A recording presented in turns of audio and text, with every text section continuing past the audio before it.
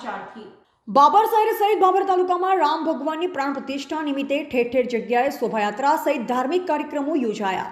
બાબરના રિક્ષા ચાલકોએ સ્વયંભૂ બંધ રાખી ભગવાન શ્રી રામની ધજા સાથે શોભાયાત્રા નીકાળી હતી।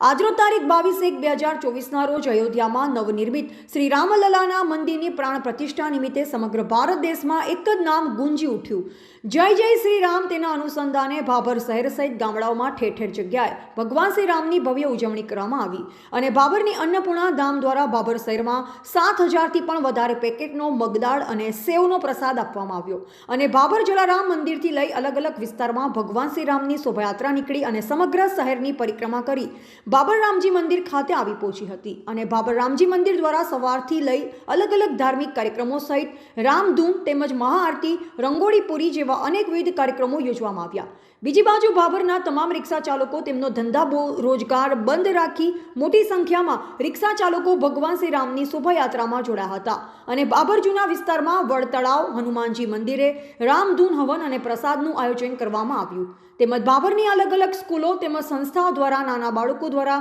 રામલલા તેમજ સીતા માતાના વેશભૂષા ધારણ કરી ભાગ ભજવવામાં આવ્યો।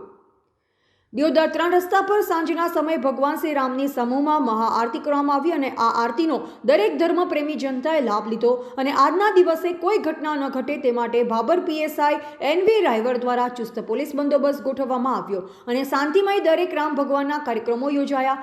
બાબર નગરજનોએ મોટી સંખ્યામાં આ શ્રી રામ ભગવાનના કાર્યક્રમને સફળ બનાવ્યો હતો।